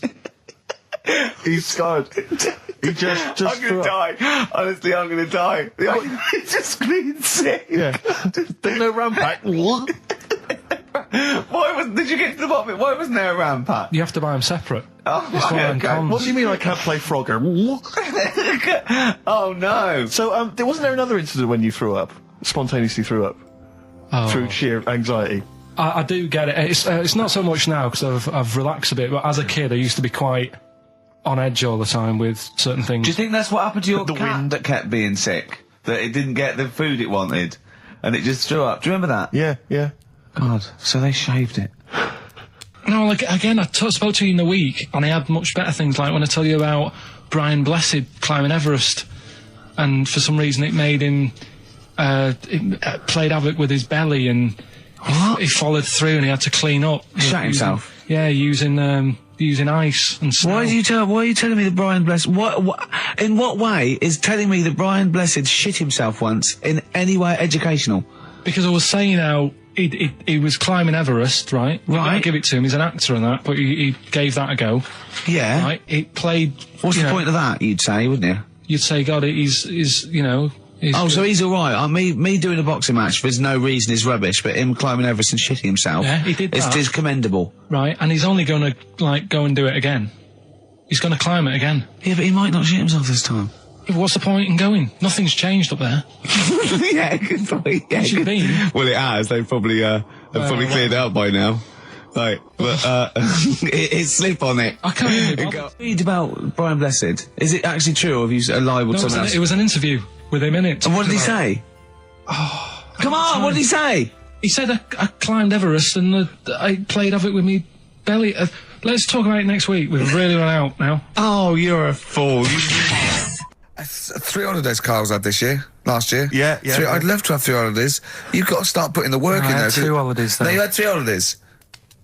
You went away with Suzanne and her parents. Yeah, well that doesn't count. It does count. If you book 2 weeks off the firm and you go away and you go, how was your holiday? Go, well, I didn't really count. It wasn't a really good holiday. Can I have them days back, please? My New Year's resolution is to be nicer to you, but Well talk done, sense. you've already broken that. No, but talk sense. Talk sense. You've had 3 holidays this year. And I'm just saying, you're in your 30s now, and 30s is when you should be really putting the work in. That's true enough. To reap the benefits in your 40s, 50s, 60s, 70s, 80s, 90s, and 100. Carl, what's your New Year resolution? What about think before you speak? It's worth... See, I'm consider it. allowed to laugh. I'm allowed to laugh at things other people say, Carl. That one, that is a good suggestion. How was your holiday, Carl? It was all right. Right, brilliant. But that I don't see on the ratio of good to bad in Carl's mind. That might be amazing because we never It might hear be him amazing, singing the mightn't praises it? of anything. I'll tell you what, can we have, a cracking little tune and then come back and hear about Carl's holiday? I'd love to do that, Let's really. keep it tight. Love to Tear Us Apart by Joy Division. Now, I can't put my finger on it, but that doesn't sound like the original. And it's off a compilation. It sounded a bit fast. I think the vocal was slightly different. If anyone can, put me out of misery, I think it might be in a session of the time or something. Carl, is it a New Year resolution for you? Another one. Maybe when we ask you to get a song, get the original single version. I could be and wrong, not some but- obscure but- session. Yeah, it does seem different, doesn't it? Very odd. Yeah. Yeah. Maybe we just remember it wrongly. But anyway, that's XFM for you. 104.9, I'm Ricky Gervais with me, Steve Merchant. Karl Pilkington. Carl, you went to Lanzarote. Yeah. People said don't go to Lanzarote. They told you it was Lanzarote. They told you, were they right or They wrong? were right, yeah. Really? Yeah, it's a bit ropey, yeah. Is it why? Just, out there. If it wasn't for the volcano they had, it'd be knackered. That's their big draw, is it? That's it, basically. That's all they've got going for them. When you landed, was it really hot? Were you quite excited? You were thinking this is It was okay? warm. It's, we can't complain about the weather. The weather was all right. Sure. You know what I mean? That's what I went for, but it'd be nice if there just was something else. Yeah. What did you do all day then? Did you read your ritual book? No, I didn't read that. I read that book. Do you know the book that I bought and all the chapters were messed up? Oh, yeah. I bought a better version of that, All right. and I read that, Excellent. and then, Did it make more sense in order? yeah, a lot easier to follow. Yeah. And then we went Went and had a look at the volcanoes and that. They've got 36 of them to look at. How many did you look at before you realised that pretty much, you've seen one volcano, you've seen them all? Probably about 6 or 7. Really? Yeah. And then when you got to the 8th, you thought, now I know what this is going to be, Suzanne. This is going to be like a mountain with a hole in the top. Yeah. Really? But it happened years ago as well. It's like, just keep a couple, fill the rest in, tidy it up. Fill the rest in? Yeah, no, Well, getting some builders. No, seriously though. Okay, 4 million tons of concrete, please. They're an absolute death trap. Yeah, what do you mean fill them in? Do you know what a volcano is? It's just a hole, isn't it? That's happened. Well, it's more than the hole. It's more a portal to the magma in the centre of the earth. Back in 1730 it happened, and they still haven't sorted it out. Well, when you say it happened, volcanoes were made a lot longer ago than 1730. No, but the one that did Lanzarote in. Right. Sort it out. What would you suggest? How can they fill it in? It's joined. It's all joined. No, but what I'm saying is, the big plates of the earth are all joined. All the magma's joined. With the trade centre thing, that happened. They cleaned it up, sorted it out. They've moved on. That's what I'm saying. Whereas Lanzarote have just gone, leave it. It happened back in 1730. You misunderstand me. How, in the name of God, can you fill in a volcano? You ignorant twit. No, but it's not just the holes. They've actually left the lava everywhere. That's what I mean. It's not just the big holes. There's lava everywhere. But it's molten rock. They can't just pick it up like they're like a carpet. Put it in the holes. The holes are there ready. Just push it all in. That's what I'm saying. Do you know what a fable is? I've got a rough idea.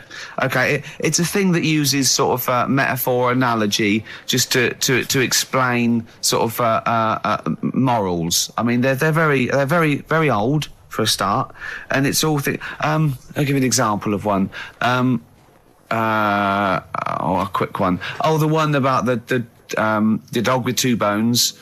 He goes to a dog's got a bone. He sees a reflection in the lake, and he thinks, "Oh, that dog's got a nice bone.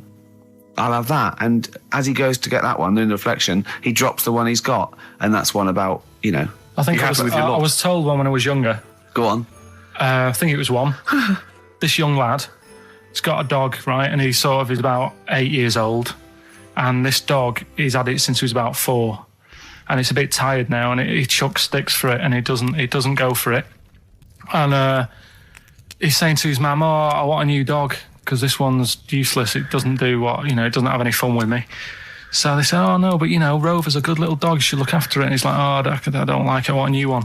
So they buy him a new puppy, and it's running around, yapping about, and he's loving it, and he's playing around with it in the grass. And then one day he goes to the park and he's messing about and rolling about with it, and he falls into the lake, right?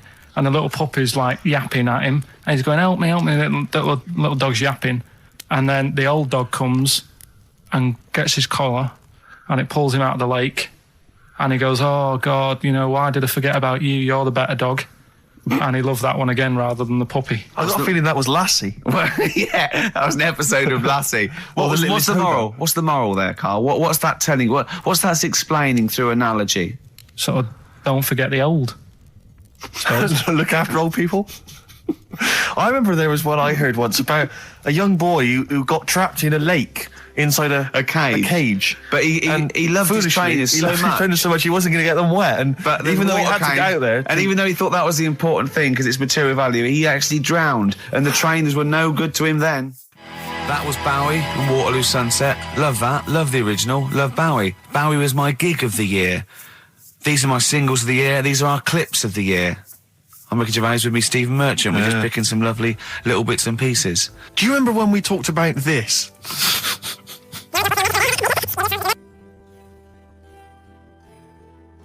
So we just had a text here that says, and I don't know what truth there is in this, as ever, but John says there is apparently a nude bike ride today in Hyde Park. Now, I can't believe that's the case, because I don't think it's allowed, is it? You can't ride around with your veg, can you? I don't know. Why would you want to? Well, good point. On a bike. On a bike, I like the fact that that's what disgusts him. I want. Do you know what? If we did appeal for a nudist to call in, I'd want a very specific sort. I want a German nudist, a middle-aged man called Helmut. Okay. If there is any, or the closest one to it. So I want a middle-aged man from Germany. If your name is Helmut, you're in. But I'll accept I'll accept hands. Carl would be good, wouldn't it? All right. Yeah. I think I'm wondering if the age might. Maybe we could broaden that Okay, a just little bit? a German nudist bloke. Right. Could he at least be fat? Could I find a fat German fella? If your name's Helmut, we're going to give you a big prize. Yeah. But, you know, any fat German fella who likes to get his sausage out. Sure. Okay? It's sauerkraut. Yeah. What's the phone number? 0871 222 1049. It'd be good just to get an email or a text with a contact on it, and then I can just call them up in the week. Sure. And 83936 is the text number. I don't know what our audience demographic pans out like, Rick, but I'm suspecting that's probably a fairly small fraction of our listenership. I know, but, you know, there must be someone out there, if you know a fat German who likes to get his tackle out. Phones are going. Straight away. Just answer it, Carl. Just answer it. Just pot luck. it could be anything. Well, just see what it is. To be fair, it could be a nutter. But just say hello. Just tell it's not straight away. He'll stay there, won't he? He'll stay there. Well, answer it. Answer it. Leave it. Answer it. Oh, you see this? It's gone. It's gone. There you go. He bottled it. So, just as well. Well, you took too long to answer it. There's a vicar in Australia who's started sort of doing his services and all that in nude. Hot, isn't it, out there? Yeah, Where'd but you get the churches aren't. Churches are pretty cold. It was on some website. Of course it was. Yep. Just saying about a vicar and that who's there's a lot of nudists and that who want to get married. Do it, you know. Don't mess about with the wedding dress and that. Just snip up. Cheaper, isn't it? Well, I also suppose it's so. I suppose if you believe in God, you believe that that's the way to be, innit? Because Adam and Eve and that. Yeah, but then in Adam and Eve, the shame made us dress up, didn't it? Yeah. Eating the apple and things. Yeah, but God didn't want that, did he? No, he wanted to see it all. He was loving it. He was having a whale of time getting a life full of all of that, and then the snake said, cover yourself up. Stitched him right up. What exactly is there then? Is it just a kind of moon-like kind of surround with just kind of dust and rock? That's exactly what you see. I was there when the Mars thing went wrong. Yeah. I would have just sent a camera crew there, filmed a bit of that, right, and say, here we are, this is it. Ignore the little coffee shop in the background. Right? This is Mars, because that's where it's like just loads of dust. Holes everywhere. Tidy it up. Little round-headed aliens complaining, whinging, just like Mars. Yeah. So, is there any? What's the best bit about the holiday? Come on, pretend you're Judith Chalmers. I have been doing. I would have done all. I would have said that. Don't bother. Right. I mean, the hotel was good. Yeah. That was all right. What was that like? It's all right. Just clean. That's all you want, isn't it? See, that's not quite what Judith Chalmers does. She doesn't go, what's the hotel like? All right, yeah, clean, isn't it? All right. What was it like? What was it? 3-star, 4-star? Did that have a swimming pool? What was the room like? Yeah, had a swimming pool and that. Yeah. Yeah, it's good. I think it was one of the better ones on the island. Okay. Nightlife? Wasn't really. And there was a bar. There was some bands playing. Yeah. Not very good. Food got a bit boring. Yeah. It was always the same food every night, but they sort of themed it and made out as if it was different. So, like, on Mexican night, it'd be chicken with a nacho on it. Right. And Chinese night, sort of chicken with a little prawn cracker on it and stuff. Sure. But that got a bit boring. That's me just turning on my phone, because I want to read to you a text that I got from Carl.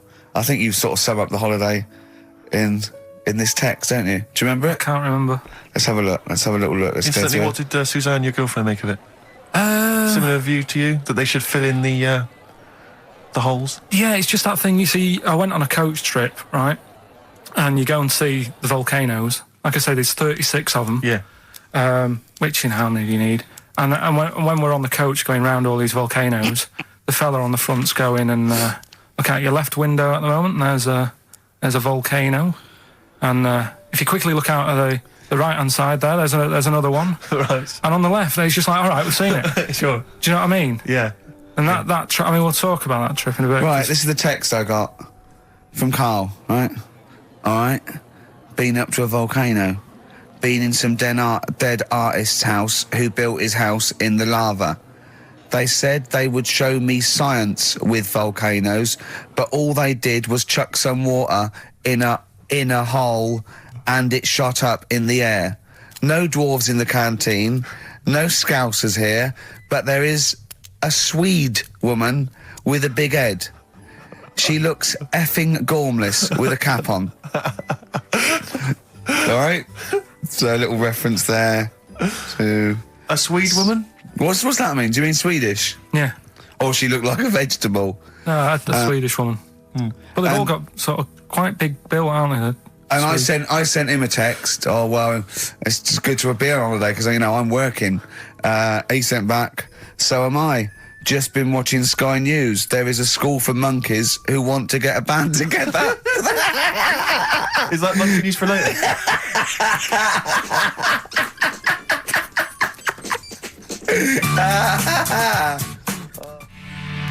Oh My Corazon by Tim Burgess. I can't get enough of that. I love that chorus. On XFM 104.9.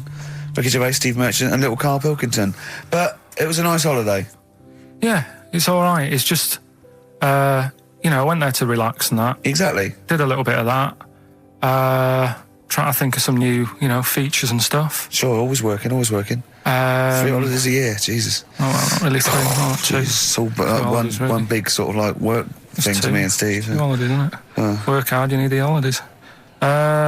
So, yeah, the things that annoyed me was like, you get bored, sat around the pool after a couple of days. I'd read my book. Yeah.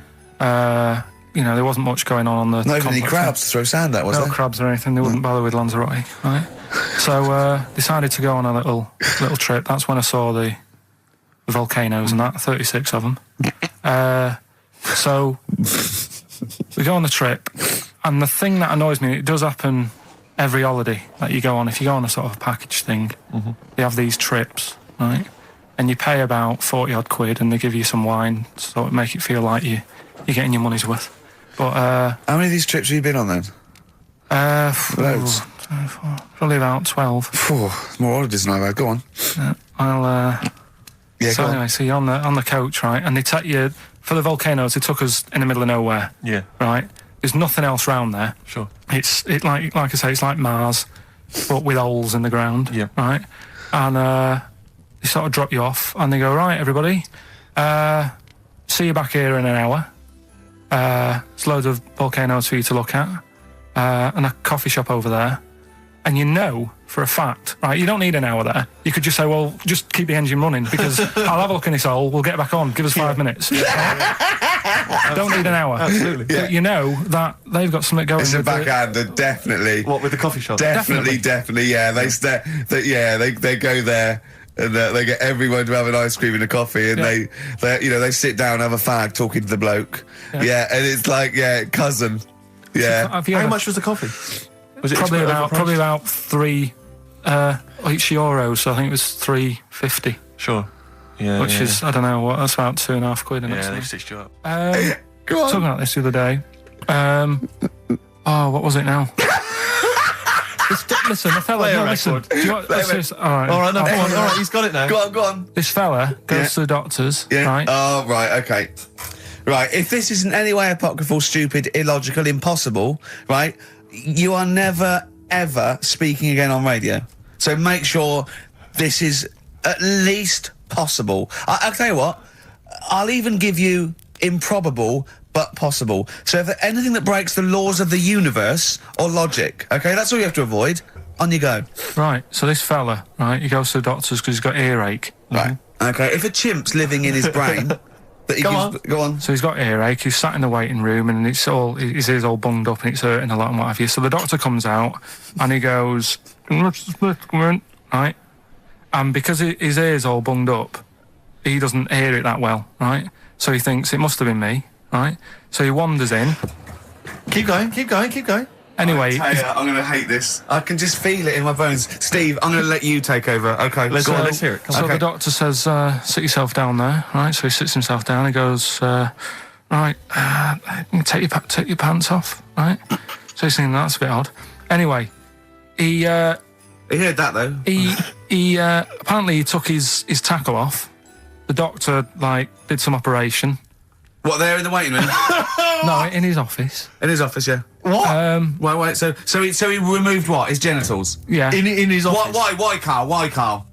Because He hadn't called him in.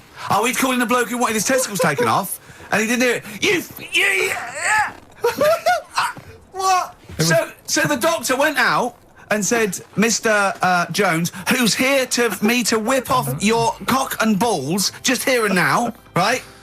Bloke comes in, didn't it? It must have been me. So the bloke who wanted his balls taken off didn't say, I think he said me. So he didn't interrupt then. So the bloke goes in, he starts taking his testicles off, and he doesn't say, I'm here for me ears. What are you doing with that? That is a blinding record. And before that, Rick, what do you make of those adverts? They were great, weren't they? I like them, yeah. I'm going to buy all them products on the way home. And that's endorsed by Ricky Gervais. He's won awards. Yeah. Rick, do you remember this? This was a hilarious moment. No, you'll remember this when you hear it. It was when Karl said something that was basic. Well, I think for a lot of people it sounded like a lot of old bollocks. Karl's found love on the street before, haven't you? How's it going with your bird, Karl? Are you married? No. How long have you been out with her? Going out with her? 7 years. Because, I mean, you're quite a simple man. Yeah. You're sort of a simple in a nice way. ways. I mean, yeah, you're like Helen from Big Brother. Yeah, you're sort of nice enough, but I look normal. Well, yeah, you sort of do. But you could be one of those that just suddenly go mental with a pen. Yeah, do you know just what I mean? stab people through the eyes. Yeah, you sort of look normal. But if I wouldn't really want to wind you up to a point of frenzy. How did you meet your girlfriend? Through work. What, through her work? What, you phoned up and said We worked at the same place. Oh, you're right. Yeah. You're quite an enigma, aren't you? Could you give us more on that? At work, you met her at work. What, she came in selling sandwiches? She was going through the bins outside. What do you mean you met her Why at are you work? having an attack on me? You're the one who's sad and lonely. Oh, he's done you again. He's done you Yeah, again. but what I thought was interesting was I just scratched at him and he just went mental. Yeah, no, It's like a but bear caught in a trap. It's funny, isn't it? You'll never learn. No, I was just interested to find out what the story was, because it might be a really romantic story. Well, it's not. All right, jeez. I love the fact he doesn't want to talk about his love affair. I was thinking about you in the week, and like, does it worry you? I mean, you sort of joke about it now, and we're talking about it in the office, you know, like, oh, is Steve really touchy about the way he looks? And, Oh, what's this? Where's that come from? He's done it again. He's done you again. I was walking home the other night, and I was thinking about it. And do you worry that when you're old, you will be on your own? You did start it though, didn't you? Well, Karl, I'm glad you brought this up. because I mean, for me, you know, a lightweight, frothy entertainment show on XFM on a Saturday afternoon is exactly the place where I want to discuss the desperate, lonely future that's inevitably coming my way. Oh, God. I'll tell you what will cheer you up and forget all that. A bit of Embrace. Oh, one of the most hated bands. I'm a little bit concerned about your toilet discussion. What exactly is your point again? I was just a bit bemused. You see, it's a tricky one. All I'm saying is, right, there I was at the pub quiz. I go to the toilet, not thinking about anything. I try to go, right? There's a little gay fella next to me. I love this little gay fella. Now, the weird thing is, there's nothing stopping him having a little glance, right? Because he's allowed in the fella's toilet. Yeah. Now, I'm not allowed to go into the woman's toilet and have a little look round. Right. So all I'm saying is, should they have another toilet area? What, for gay people? Yeah. And so this would be gay men and lesbians? Is that going to complicate things? Well, I mean, I can only assume. I mean, to what point? I'll ask you a question, right? If you're intimidated, that's a shame. But you know, most gay men aren't looking at you're a knob. You know that. What do you mean? I can only say that 99.9% of gay men who use a urinal standing next to what they assume is a heterosexual man aren't looking at his knob. And what they're doing then? They're emptying their bladder. No, but the thing is, I can't talk. You're saying like, you know, about would you have one toilet for lesbian women and gay fellas, right? What does that mean? Would it be mixed? Would it just be? Would it have a man on one? That's heterosexual man. One little picture of a woman on the other, and then what? What would the little icon be? A man and a woman. A man and a woman. Just having a chat. Yeah. In pink and Doc But Martens. you couldn't mix them, because then what would happen is you'd get people who are going, oh, I'll play up to this a bit. What, pretend to be gay? And yeah, you know, sort of grow a moustache and shave their head. And pretend to be a lesbian. Right. Yeah. So, I see. So, people pretending to be gay so they could go in and have a look at the lesbians. Yeah. Right. So that would mean that we need 4 cubicles now, wouldn't we? Yeah, no, this is fine. 4 cubicles. So every pub How now... many toilets do we need at Every the pub's moment? now got 4 toilets. Oh, Carl, bisexuals. Yeah. Now, interesting. Bisexuals. How many toilets do we need now? Call the council. Do you use any? Huh? No. No, because they're interested in everything, aren't they? Because the little bisexual fella will be looking at your knob. Right, with them, what you do, you just have a door, you open it, and there's one urinal there, so you can't get a queue. They have to sort of wait. I've just thought that, well, why can't there just be a thing between the urinals so no one can look at anyone else's knob? Wait a minute. Just to go back to Ricky's point, what stops, even if we've got the toilet for gay men, what stops the gay men who want to have a look at your willy going in the regular toilet and pretending that they're straight? Most men don't wear gay across their head. Exactly. They don't have a tattoo. There's no branding yet in the British house where they have to declare. So we're going to have to expand this. So we've all got to carry identity. Do you know you can see a gay, can you? Coming a mile off. No? No, I'll just hold it in next time. No. Can you tell gay men? Do you know a gay man? I'd say probably if you did if you lined some people up and said point them out, I reckon I'd get. But hold on, we're not talking about people dressed in leather with the arse cut out and an handlebar moustache. Yeah. We're talking about the everyday, non-seen. Of course. Yeah, but I mean, suppose I put you in a room and there was 10 naked men, right? Yeah. And there's 5 gay men and 5 hetero. Could you walk along that line looking at those gay... Am I naked? No, you don't have to be naked. Why would you have to be naked? To catch them out. Play a record! How would you catch them out? No, don't go into it. Don't go into it. Play a record.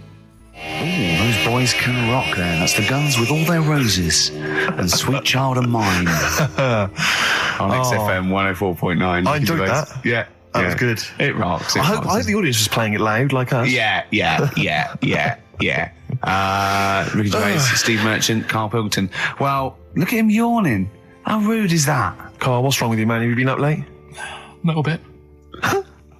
Girlfriend was away, wasn't she, yesterday? Yeah, I always have a problem with that. I always have, because you don't go to bed, do you, early? Do you know what I mean? You sort of think, I just always find that thing that if, you're used to living with someone, one of you will go, let's go to bed, then you'll go, all right. But when you're on your own, you go, You just forget to go to bed. I just stay up. Okay, stop eating now, Carl. You've ate all the food. That's just a plate. All right. Okay. Yeah. No, I stayed up and watched, there was a thing on about Dracula. Right. What, Dracula? And I found a flaw in it. Go on. Not the fact that he's the living dead and and drinks blood to stay alive and he doesn't reflect and he can turn into a mirrors. bat. Well, and you can go on. The mirror thing, you can't look in mirrors, can he? Well, he can look in mirrors, but he can't see himself in a mirror. Yeah. That still doesn't work. Go on. It doesn't work at all, Carl. It doesn't work at all. Go on. No. Well, centre parting's always really neat. His centre parting's always really how neat. does he do it if he can't look in the mirror? Blood on the floor or something it was called. Rubbish. I love the flaw in the Dracula film is that his centre parting's too neat. How did he do it without a mirror? Oh. Was it a documentary about Dracula? No, Yeah, there was the real Dracula. Yeah, the real Dracula. It's just a film. It had blood on the floor or something. It's called. Yeah. It's rubbish. We had a little lunch yesterday, didn't we? We did indeed. That was a nightmare. Yeah. I hate going out with you two. I was explaining to Carl, right? I like to excite Carl's imagination, right? And if it involves chimps or monkeys, all the better. Brains he likes, parts of the body, deformity. I know where to, what buttons to push. And I told him about this thing. I don't know if any of you out there know about this, but there's an experiment they did in the 50s, a clinical psychology experiment where there's your 2 hemispheres of the brain, okay? They're joined by a thing called the corpus callosum, right? Which is just a little flap of skin, like a little scarlet lead that joins your 2 hemispheres. And what they did, they cut that in half, and they thought it was a cure for schizophrenia, but what it turned out to be, or epilepsy, I think, I can't remember, was that your 2 sides of your brains didn't function information together. You couldn't get information. I was telling Karl all this thing, and one of the things I told him was that they did it on a monkey, and it fought itself over a nut. Like, its right arm was connected, by its left lobe of the brain, and it was fighting over itself. And Karl went, instead of like thinking this is amazing experiment, he went, would it have been happy if you'd given it 2 nuts? Yeah, I know. Well, you started off by explaining it, and I remember you mentioned, because I was watching the two of you as you were describing it to me, you said, of course, one side of the brain deals with symbolism, and as you said the word symbolism, I noticed Karl drift away from looking at you, pick up his mobile phone, and start pressing buttons randomly. And I thought it was the word symbolism that got him. And I noticed it took you just a moment longer. And I think the first thing you said was, when did I lose you? Yeah, I knew I'd lost him. It's extraordinary. And he doesn't even try to disguise it. I said Nomenclature at one point as well. Right, yeah. And I knew I was dicing with death there. Yeah.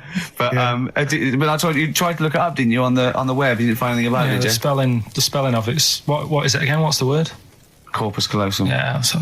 I couldn't do it. No, there's no point. Yeah. Don't bother. Give up. Don't bother. Give up. So if anyone knows any interesting facts about that, but yours hasn't been cut in half, has it, Karl? That would, again, might explain something. I'll tell you what we will be talking about later.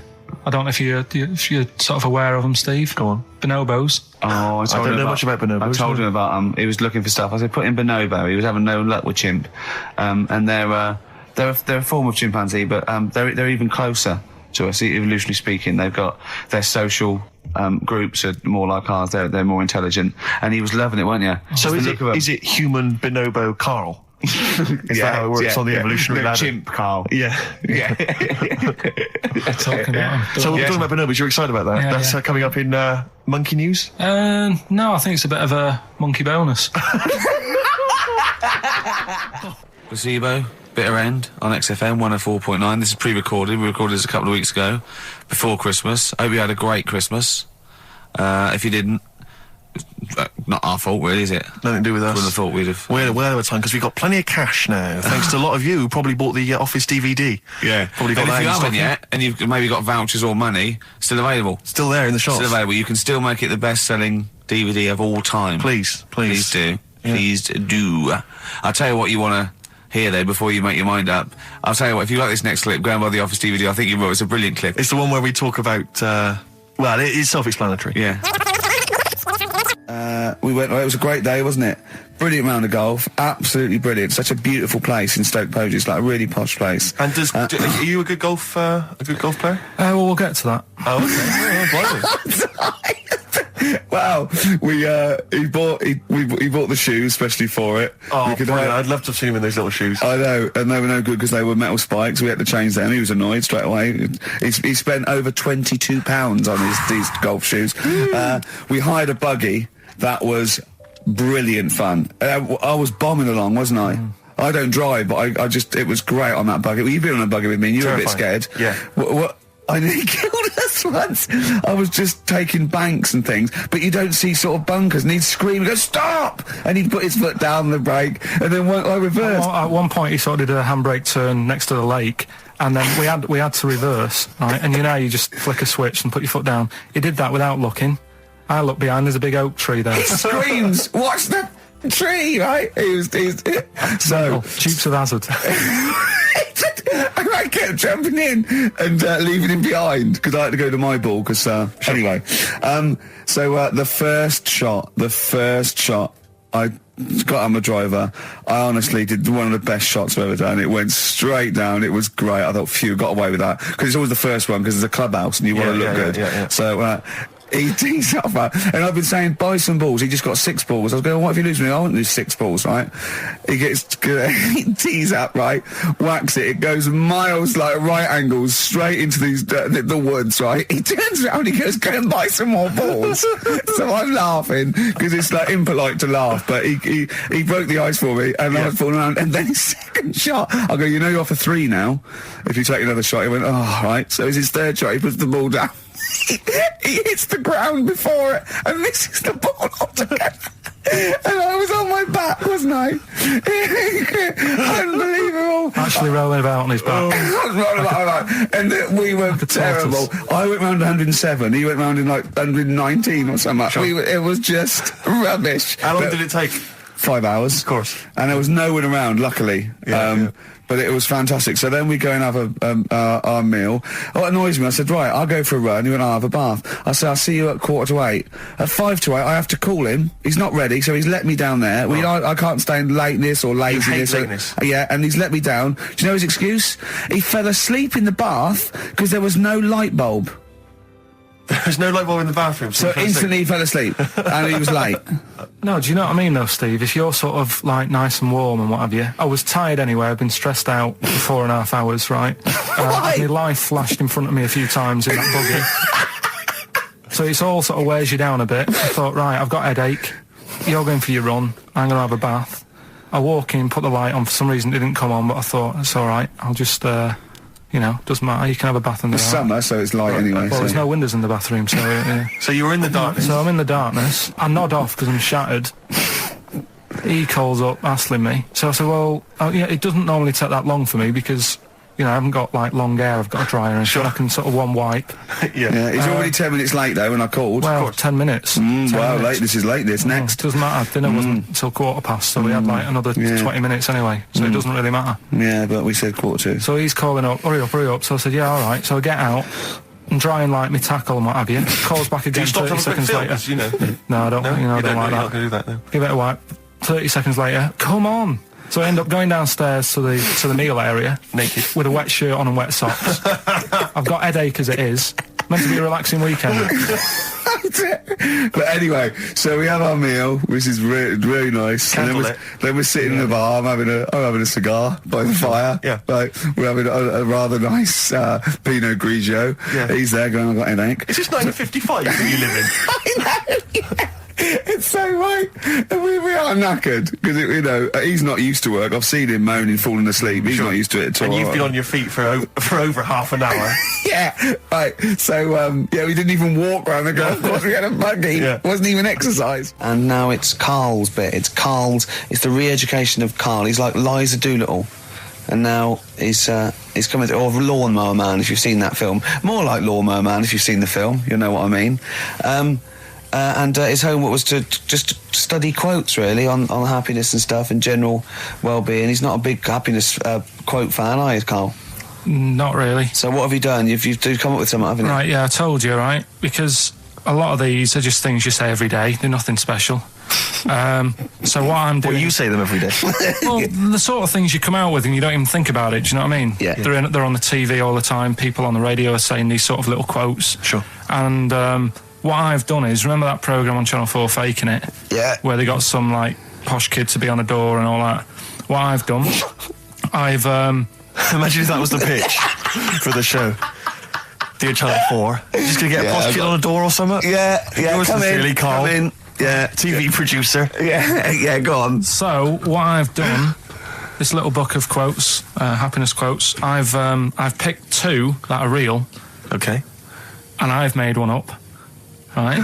And we've got to guess. And you've got to guess. Okay, then go on. Well, I'll tell you what, Rick, why don't we, when we've heard them, we won't confer. No. You'll write down yours, A, B, or C, and I'll write down mine, and we'll see how it Okay, works. Karl, off you go.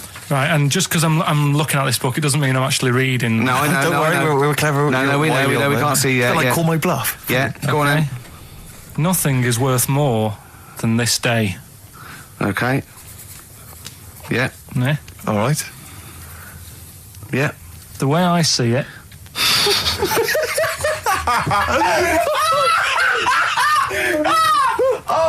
Oh God! My head's gonna burst. No, hang on. My head's gonna burst. No, Hang on. this might not be Karl's. It might not be. How do you know I haven't tweaked them a little bit? Yeah, good Okay, point. fair Good enough. point. No, good point. The way I see it, if you want the rainbow, you got to put up with the rain.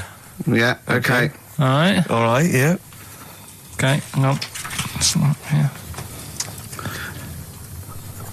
Come on. Cat food. Cat food. Come on. It stinks a bit, but if you don't put up with the smell, the little kitten will die. Steve, I don't know what to say. I don't know what to say. Imagine this in faking it. Imagine their faces when he says that, and they're going, "Oh my God." Oh. Karl, play a song, mate. We'll have to confer on this one. Well, that's just amazing, Karl. Just read them again. Two were real, one was fake. Go on in. Right. First one. Nothing is worth more than this day. Excellent. Next one. What does that mean? Well, cherish now, cherish your time. Okay. Because you can't get it back, and you know that's the way I saw it. Carpe diem, whatever it is, seize the day and all that. Okay. If you want the rainbow, you've got to put up with the rain. Yeah, of course. Yeah, rough with the smooth. You know, it's not all plain sailing, but you know, rainbow's beautiful, but it comes because of the rain, which you might not like. So make the most of everything, and good. Cat food doesn't smell good, but if you don't put up with it, then the little kitten will die. Right, now, Carl, that is a good effort. Now, that one's yours. I mean, obviously, right? Right, no, but it's a good effort, right? I mean, it slipped seamlessly into the others.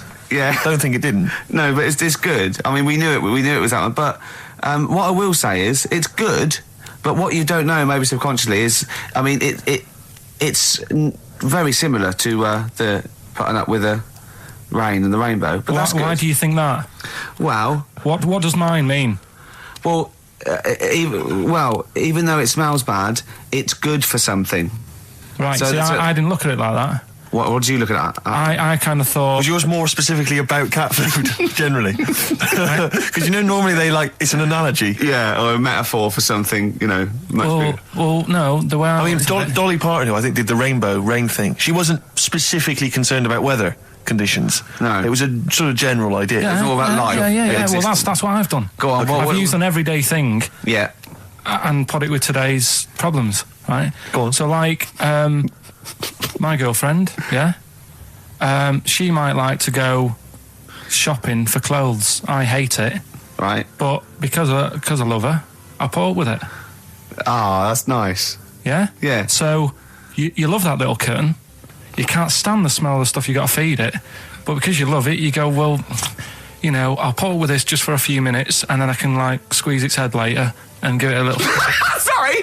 Squeeze its little head. No, yeah, well, that's just the thing that I do with cats. Put it in a bag and drown it in a lake. I can feed it and then I can throw it against the wall. Exactly. So you didn't see it like that, did you? No, that's very good. So it's about love, is it? It's about putting up with the bad things for something you love. Yeah. Well, that's nice. But Carl, you seem now to be convinced and rather smug that you've tricked us and that you've fooled us and that we didn't understand it. Well, I say that's your fault, not ours. No, it's not, though. I mean, look, that man in Forrest Gump, he was a bit of a nutter. And he came up with the life as a box of chocolates thing. Yeah. Now, if that was in this book, you say, oh, yeah, brilliant, you know, good bit of work. But if he was sat here doing the show with you, you'd be taking the mickey out of him. Sometimes I feel he is. No, but Carl, I could. In fact, if people are out there, we're too lazy. Could you write down everything Carl's ever said? Because I think we could publish that. Yeah. He said one today. He saw my salamander. It's not a euphemism. He saw my salamander, and it's just sitting there in the tank. Your exotic pet. Yeah, and he's worried about there not being a lid on. And he said, I went, what are we worried about? He said, wow. He said it sits there for 24 hours a day, obviously planning to get out. Well, he's got nothing else on his mind, and the daft thing is, he has actually got the lid ripped up a little bit. And he'll be looking up there, and it's going to get out. But what's the worst that could happen? What's it thinking? What do you think it's thinking, this salamander? It's got its eye on the DVD player.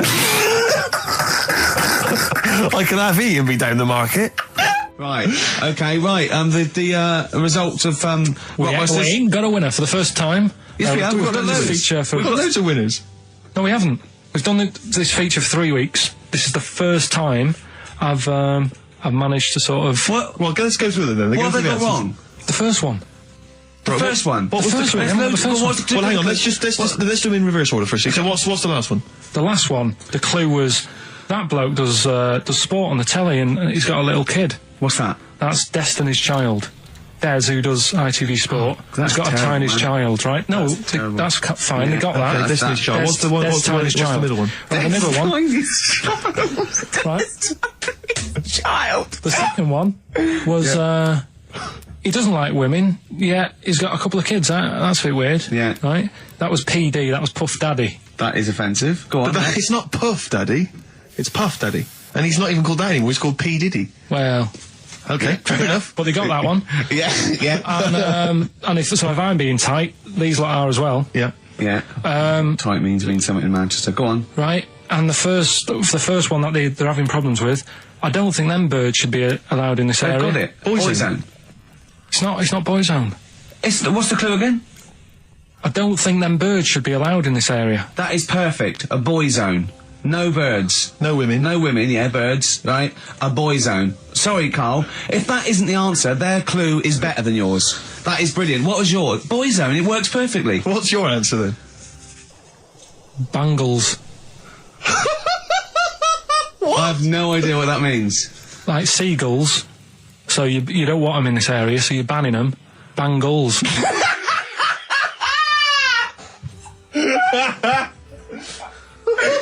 Oh! Well, give it to boy zone, because boy zone's better.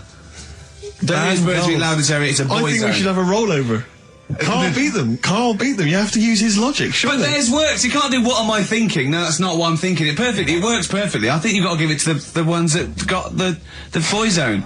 Well, how about, right, because they didn't actually get into my head and my way of thinking, heaven right? forbid. How about we just keep back the David Attenborough and they can have, I'll chuck in the Hellraiser, right? Okay. And Blondie album and the Madness Yeah, one. okay, pick a winner at random. Pick a winner, Steve. I'm going to give it to Paul Sloman, who got those answers, and he also says, P.S. Carl, you're a moron. So I'm giving that to Paul, and good luck to him. Right, well, he's got a crazy night tonight. If we can rush these over to him, he's got a cracking Saturday night. Well, if I'm a moron, I might get your address wrong when I send them to you. Ooh. Coming right back at you, Paul. Yes. Carl,